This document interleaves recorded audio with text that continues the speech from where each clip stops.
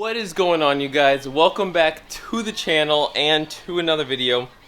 I know it's been a little bit since you guys have seen something, but today we're not actually working on our car. We are working on another gray Mustang, and if you can see, it is a newer gen S550. It is my buddy JP's 2019 Mustang, actually. As you can see, he's repping the Venom Performance banner on the top there. Now, JP tracks his car a lot. I'll link his Instagram at the bottom below there, so you can go ahead and check it out.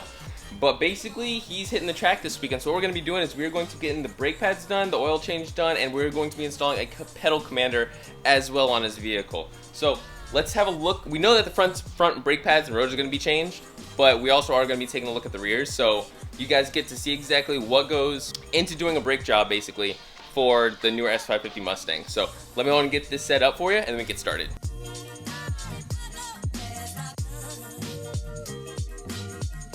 So first thing we're going to do in order to get the rotor off is basically there's going to be two 15mm bolts on the back of this, but one thing that you have to do first is there's going to be two pins on the rotor. We got to knock those pins out, and then we go ahead and start that.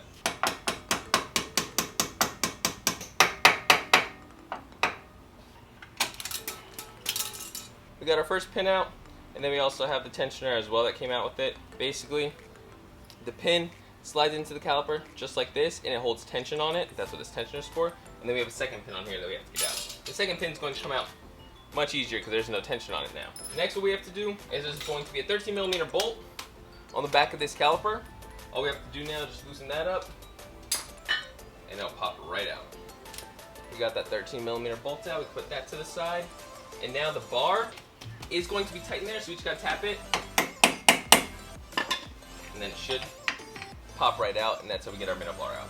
Once we get that out, now our pads are free to come out. What I like to do is just kind of wiggle on the pads itself a little bit, kind of loosen it from the pistons, and then from there, they should be able to slide out.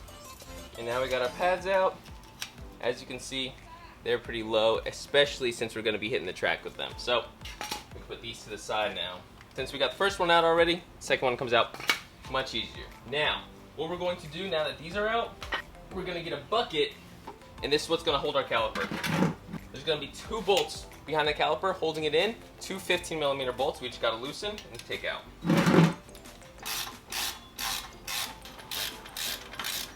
As you can see, the whole assembly is trying to get loose, so what I'm going to do is just slap a lug nut right up on the rotor, and that's going to keep our rotor from kind of trying to wiggle out on us. Alright, so now we got the second bolt out from the caliper. Now the caliper is just ready to fall out, especially since we got our brake pads out already as well.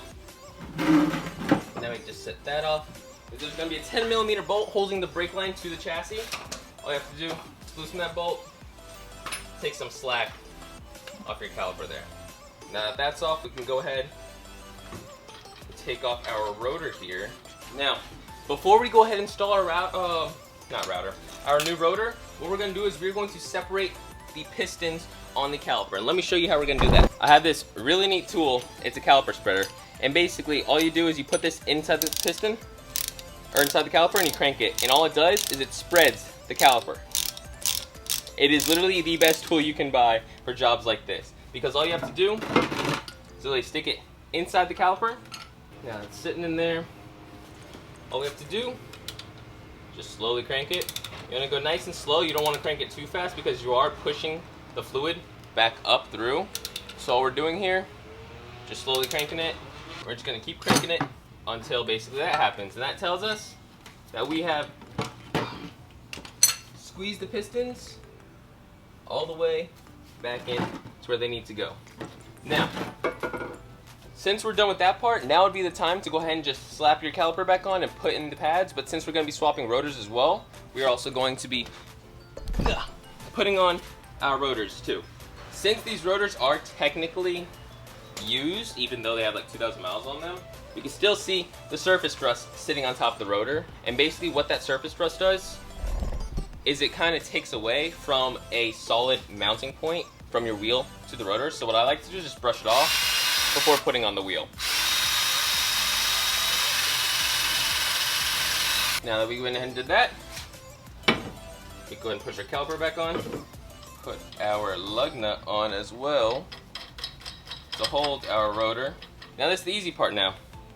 All we have to do now is just set up our caliper on there. Since there's no pads in there, we don't have to line up anything. And get our bolts. So once we get the bolts in there, we go ahead and tighten down the bolts. Now that our caliper is on there, we go ahead and get ready to put on our new pads. So our new pads, what we want to do, so before you put the new pads in, you want to go ahead and put some grease. As you can see the points where the pistons touch on the pad. So what we're going to do is we're going to get some anti-seize.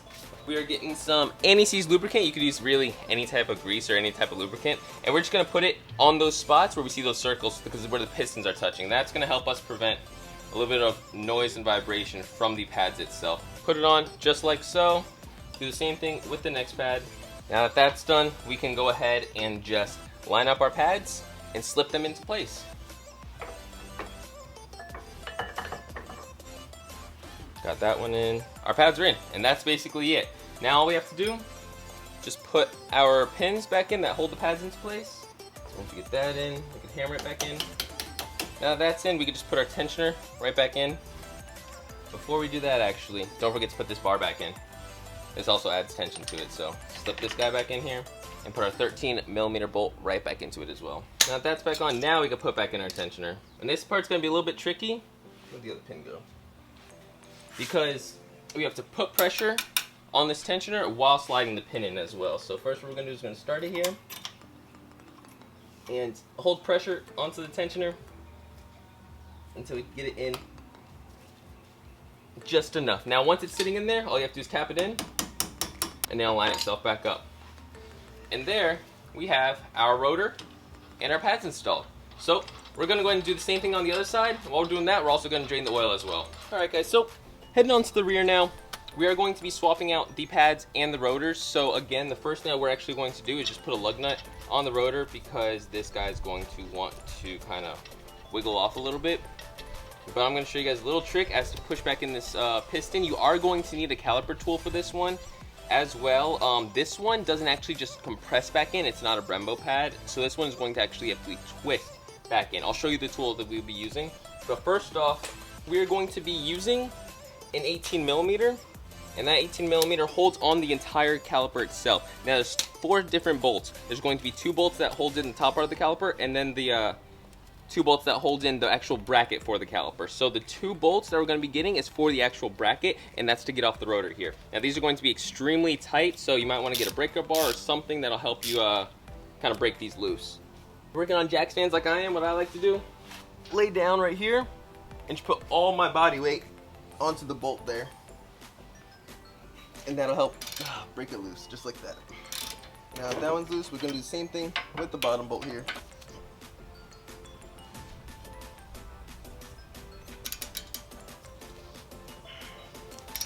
Now with this whole assembly out, we can go ahead and lift off the entire caliper itself. Now if you have some type of bungee, you could hold it up, or for me, I'm actually sitting it on the bucket right now. Now that's off, let's go ahead and take off our lug nut that's holding this on. Let's get our rotor off here. So before we put the rotor on, we're actually going to brush off the top just like we did with our other one. Alright, so before we put the rotor on, we're just going to set that aside. Now what we're going to do is actually take our bolts and put it back in to hold the caliper bracket now that our rotor's off. Now that that's back in, we're just going to go ahead and put a couple turns on it just to make sure it's holding in there. So that's actually holding in there now. Now we can actually go ahead and break our caliper loose to get out our pads. And these 2 bolts right here are going to be 14mm that we're going to be taking out. These are going to be much easier than your actual caliper bracket bolts. Now this will actually come out just like so. We can slip our pads out just like that. Now that we have our pads out, this is where it's going to get a little bit tricky now. So we're going to go ahead and actually put our caliper back on here. Just a couple turns, nothing crazy. This is actually the tool that we're going to be using, and how it works, I think how it works at least. Got to get this all the way down here. And all we're going to do is just take off our bottom bolt to slip it in there, just to measure it up. Now once that's sitting in there, now we can adjust our tensioner here. Now that we have a little bit of tension, now we can put our bolt back into our caliper. And this is what's going to hold everything from kind of spinning out on us and whatnot. Now that this is in there,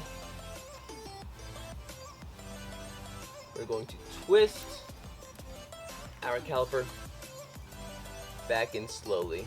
And as we twist it, this is going to come loose. We're just going to have to put tension on it again. So I'm just going to keep twisting it. Now, you can tell we're coming to the stopping point once the caliper starts to get really, really tight up on you, or you can see that it's basically flattened out as well. So right now it's starting to get a little bit tighter on me, and right about there, it's starting to feel like it's bottoming out there. So now I'm just going to take all the tension off of it. Oh, take our bottom bolt out, because that's where we could swing it around from, and then just get our tool out of there. And our piston has been compressed. Now that our piston's been compressed, we can take off the caliper now. Now that we went ahead and did that, we'll go ahead and take our caliper bracket off completely so we can slap the rotor on. Now that our rotor's back in there, let's go ahead and slap in our bolts that hold in our bracket. Now we can go ahead and slap in our pads. Now the pad that is going to be on the inside where the piston is the one that you want to go ahead and put some lubricant on, just as we did for the fronts. Slap a little bit of lubricant on our pad there. We could slip it. Usually we would replace these brackets here. We don't have extra brackets. We're just going to reuse the ones that we have in here. So all we're going to do is just slip in our pads into the back, just like that. And then same thing for the front. Slap this guy back in, just like so. Now that our pads are in, we can go ahead and stick our caliper back over them. And once we get that on there, we can go ahead and slip our caliper bolts through. So hold it, and we are basically done after this. Now those are back on, let's go ahead and tighten everything back down, and then tighten our caliper brackets as well. And the last thing that we really have to do is just step on the brakes just to compress the pads onto the caliper there. So don't just stomp on them when you do this. When you want to push the brake pad, you want to slowly press it, only because you don't want to kind of, can't get it any brighter. But you don't want to just stomp on the brakes, and the reason is because you don't want to kind of shock. I don't know if shock's the word. You don't want to push all the fluid so fast through it, basically, so you want to slowly push down on it. You'll feel the pedal go to the ground maybe 1 or 2 times. And after about the second push, you'll feel the pedal get really hard. Then you can go ahead and turn on the vehicle. That'll kind of open up the pump, start circulating the fluid through and everything like that. And then you'll feel your pedal go back to normal there. Just a little recap. Went ahead and replaced the rotor and pads on the front and the rear of the vehicle as well. I just did that backwards, front and rear of the vehicle. And we went ahead and did it on both sides as well. Now this is a great caliper tool set to have. I'll go ahead and link one in the description. Amazon does sell some kits. I mean, they're not too expensive, and it's something that you do pretty often, or even like once or twice. I feel like it makes up for its money anyways. So we got JP's brakes all set and good to go for the track now. Now the last thing that we're gonna do, you'll be seeing in next video, we're gonna be installing a pedal commander. So I think that's gonna be it for today's video, you guys. Thank you so much for watching. If you guys have any questions or comments or anything like that, any help at all, just go ahead and leave a comment in the comment box down below, and I'll see you guys next time. Thank you.